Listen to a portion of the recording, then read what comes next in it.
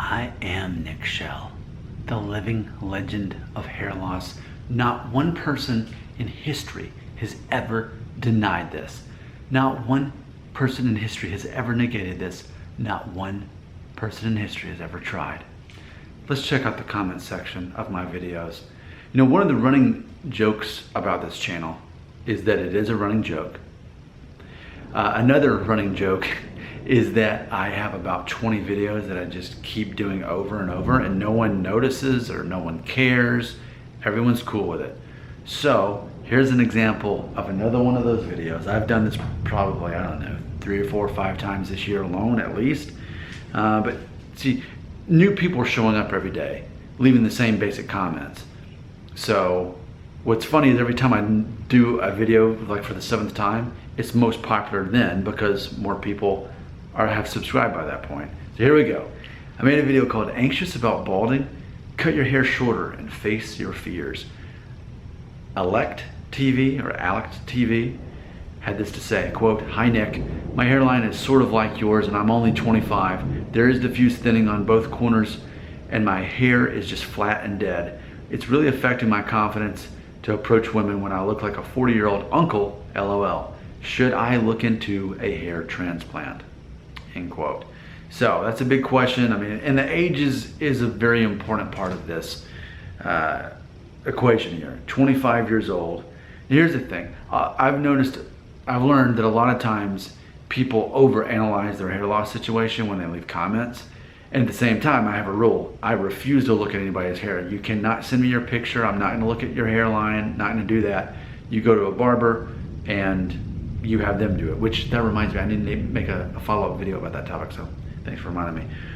But ultimately, 25 years old, I'm 38, so that's 13 years ago for me, 25 years old. And he's saying though, that both corners are thinning and the hair is just kind of flat and dead. So that helps me know that it's not just someone looking in the mirror and like, but if you're saying that your hair texture has actually changed on account of this, I could see how you feel that way. Here's what I'm gonna say. For me personally, I personally am against hair transplants. One of the top comments I get and have been getting for years is, why don't you get a hair transplant? But you know, this channel is ultimately about psychology more than anything. And whatever people say in the comment section, it's always a reflection of how they actually feel. You know, basically the formula is 3 hair loss videos and then 1 atheist video. That's kind of what I've seen is driving traffic here and leading to success on this channel. And it's funny because one of the things I keep telling the atheist viewers, because I make videos for atheists, though I'm not an atheist, one of the things I keep telling them is, your comments are so predictable. You're implying or saying that I'm either wrong, ignorant, or immoral. And it's like, I know that's what you're gonna say about me. Let's move past that. But ultimately, I say that's them fearing that they will be perceived as wrong, ignorant, or immoral. So they try to beat me to the punchline and thinking that I'm gonna say that about them, which I'm not. Debating with atheists is pointless. We can't prove God exists. We can't prove he doesn't exist. By the time we can know, it's too late. If the atheists are right, consciousness no longer exists. We can't be aware that we're wrong or right. So there we go. Spin-off. It's funny because I rarely talk about this. I have all these hair loss videos and I rarely acknowledge that I also have these atheist videos. But there's somewhat of an overlap between my viewers. But let's get back to the comment. Should this guy get a hair transplant? He's 25. His hair apparently is looking worse than mine.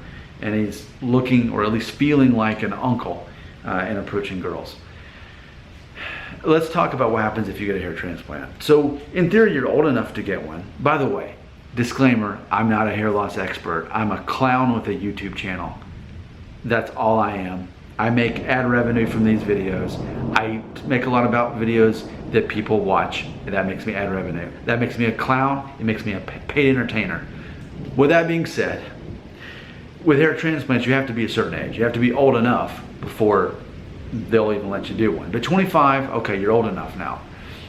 But my first thought about hair transplant is this. It's a quick fix for now. You get the hair transplant now, and let's just use my own hair as an example, okay? It's not looking too bad for a guy who's almost 40, but at the same time, if you're 25 and if your hair loss is going to continue to be aggressive, I can understand how you feel. I really can. But let's just imagine that this head of hair is yours as a 25-year-old. Well, if you're already progressed that much as a 25-year-old, what makes you think that getting a hair transplant and covering this up and making things thicker up here, what makes you think that that's going to stop anything? All it's going to do is patch up what's happened so far. But in the long run, give it another 5 years, wait till you're 30, wait till you're 35, which 35 is typically the age that really gives a good projection of the rest of your life for hair, whether you'll be progressively balding or not. But ultimately what's going to happen is, if you have more aggressive hair loss in your youth, it's not like it's likely just to slow down all of a sudden. What's likely to happen is, you're going to need another hair transplant a couple of years later, and a couple of years later. And this is something you're going to have to maintain and keep up. Keep getting these hair transplants, and that's if it takes. They don't always work. They're not always successful. They don't work for 100% of clients. So once you open that door, though, it's a slippery slope. And here's what I'm saying. So let's say you get a hair transplant. You touch this up, you touch this up. All right, we're good. We got the hair transplant. Okay? Well, flash forward 15 years. Okay? Okay, so you're no longer this young guy trying to hit on young chicks or whatever, and so it doesn't matter about you looking like an uncle because you already are at this point, okay? But what's going to happen is, if the hair transplant was successful, then what they did here is going to be still pretty strong, I guess. And then the rest of this unnaturally will be balding. You'll be balding in a very unnatural way, whereas, and I know Norwood is not the only way that men go bald. This is, in general, the basic guidelines. It's a very imperfect way that we do this. But I mean, just looking at the Norwood scale, so I mean, you know, if you were somewhere around here and you get this patched up, well, eventually flash forward to 15 years, okay, so now you've got a more prominent bald spot, and now you've got this starting to weaken, like right in here. So it's gonna look unnatural as you're starting to bald. And if you're still worried about your hair loss, you know, in your 40s or whatever, in your late 30s, you're going to be in the situation where you've got a very unnatural looking hairline and hair situation. So I started this by saying that I am not someone who endorses hair transplants. However, I totally understand why guys do it. And many guys who have had them are very happy with them, and it gave them that confidence they needed for now. And see, that's the thing. What I think the problem with hair, my biggest beef about hair transplants is this. Ultimately, if you're not a confident person to begin with, the hair transplant's not going to help you in the long run overall, because you're just putting a nice fresh paint over an old car, you know, an old rusty car. Let's give it a paint job. Well, still though, if the actual car is damaged underneath that, and it's just putting paint on. It's not permanent, and I think that's something important to know if you're considering a hair transplant. It may not even work, and it's not likely to be a permanent fix. So do you want to be the 40-year-old guy who now is married and has kids and has a job and all this, and now you're having to still go get a touch-up on your hair transplant? Like, do you want to keep, or do you just want to bald naturally in the natural style? That's assuming that you will go bald. I think there's a good chance for me personally, I may not be until my 60s or 70s before I'm actually bald on top. I think I'll be pretty weak on top, but as far as being considered to be bald, not so much. And I think that's the case for a lot of guys. So as you get, and imagine this, you eventually will be older. Your skin will eventually be wrinkled. You'll have more gray hair and all that stuff. And okay, look, I live in Nashville, Tennessee. I've lived here for 13 years. In Nashville, it's so easy. Just go to downtown Nashville, and what you'll see are these guys that are clearly in their late 40s, early 50s, late 50s. They're wearing the $300 blue jeans and the $200 t-shirts, and it's so obvious that either they've had a hair transplant 20 years ago, or they're still trying to like really work with what they got. It's like they're trying to not look their age, which I'm cool with, my whole thing is do the best with what you've got.